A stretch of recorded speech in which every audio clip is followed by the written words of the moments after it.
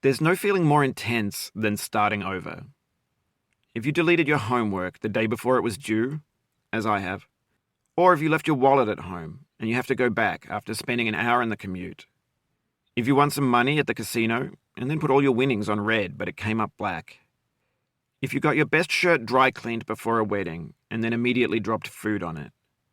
If you won an argument with a friend and then later discovered that they just returned to their original view.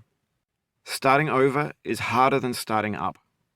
If you're not ready for that, like if you've already had a bad day, then what you're about to go through might be too much. Feel free to go away and come back. I'll be here. Alright, thanks for coming with me on this trip. I'll understand if you have to take a break at any point. Just find a safe place to stop and quit the game. And don't worry, I'll save your progress, always, even your mistakes. This game is a homage to a free game that came out in 2002, titled Sexy Hiking. The author of that game was Jazuo, a mysterious Czech designer who was known at the time as the father of B games. And B games are rough assemblages of found objects. Designers slap them together very quickly and freely, and they're often too rough and unfriendly to gain much of a following. They're built more for the joy of building them than as polished products. In a certain way, Sexy Hiking is the perfect embodiment of a B game. It's built almost entirely out of found and recycled parts, and it's one of the most unusual and unfriendly games of its time. In it, your task is simply to drag yourself up a mountain with a hammer. And that act of climbing, in the digital world or in real life, has certain essential properties that give the game its flavor. No amount of forward progress is guaranteed. Some cliffs are too sheer or too slippery. And the player is constantly, unremittingly in danger of falling and losing everything. Anyway, when you start Sexy Hiking, you're standing next to this dead tree that blocks the way to the entire rest of the game. It might take you an hour to get over that tree, and a lot of people never got past it. You prod and you poke at it, exploring the limits of your reach and your strength, trying to find a way up and over. And there's a sense of truth in that lack of compromise. Most obstacles in video game worlds are fake. You can be completely confident in your ability to get through them once you have the correct method or the correct equipment or just by spending enough time. In that sense, every pixelated obstacle in Sexy Hiking is real. The obstacles in Sexy Hiking are unyielding, and that makes the game uniquely frustrating. But I'm not sure Jazuo intended to make a frustrating game. The frustration is just essential to the act of climbing, and it's authentic to the process of building a game about climbing. A funny thing happened to me as I was building this mountain. I'd have an idea for a new obstacle, and I'd build it, test it, and it would usually turn out to be unreasonably hard. But I couldn't bring myself to make it easier. It already felt like my inability to get past the new obstacle was my fault, as a player rather than as a builder. Imaginary mountains build themselves from our efforts to climb them, and it's our repeated attempts to reach the summit that turns those mountains into something real. When you're building a video game world, you're building with ideas, and that can be like working with quickset cement. You mold your ideas into a certain shape that can be played with, and in the process of playing with them, they begin to harden and set until they're immutable, like rock.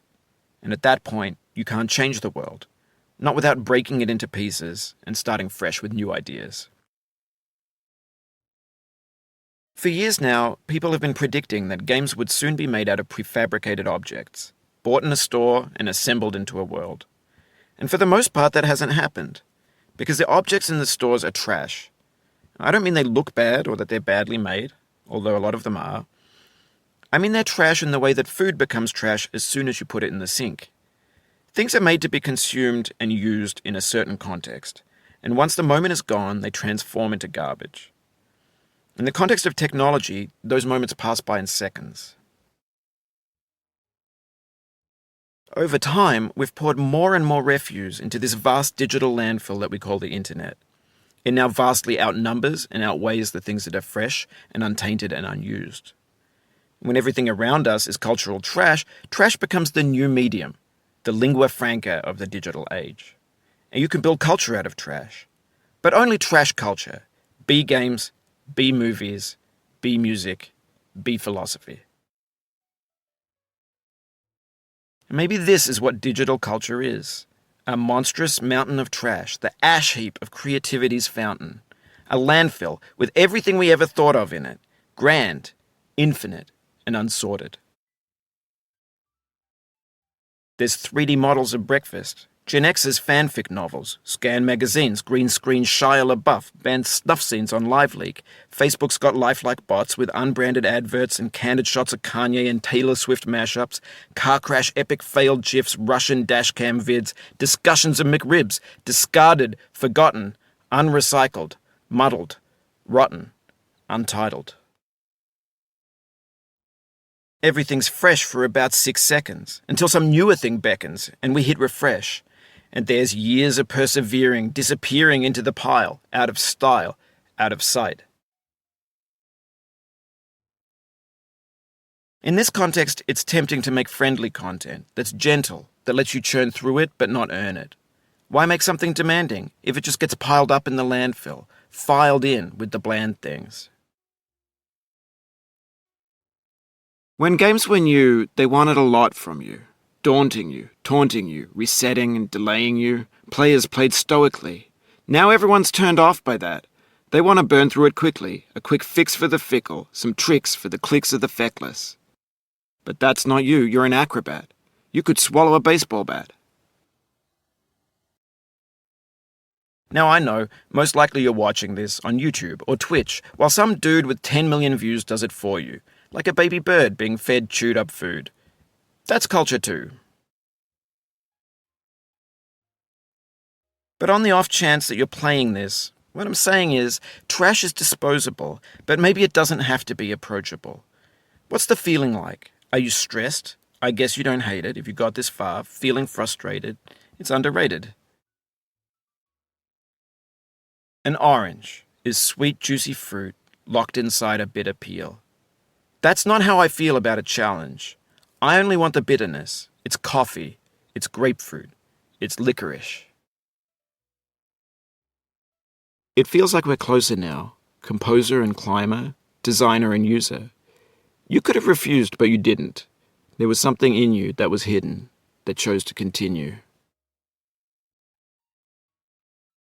It means a lot to me that you've come this far, endured this much. Every wisecrack, every insensitivity, every setback you've forgiven me is a kingly gift that you've given me. We have the same taste, you and I. It's not ambition. It's ambition's opposite. An obdurate mission to taste defeat. You'll feel bad if you win, so I put this snake in for you. Have you thought about who you are in this? Are you the man in the pot, Diogenes? Are you his hand? Are you the top of his hammer? I think not. Where your hand moves, the hammer may not follow, nor the man, nor the man's hand. In this you're his will, his intent, the embodied resolve in his uphill ascent. Now, you've conquered the ice cliff, the platforms, the church, and the rectory, the living room and the factory, the playground, the construction site, the granite rocks, and the lakeside. You've learned to hike. There's no way left to go but up, and in a moment I'll shut up. But let me say, I'm glad you came. I dedicate this game to you, the one who came this far. I give it to you with all my love.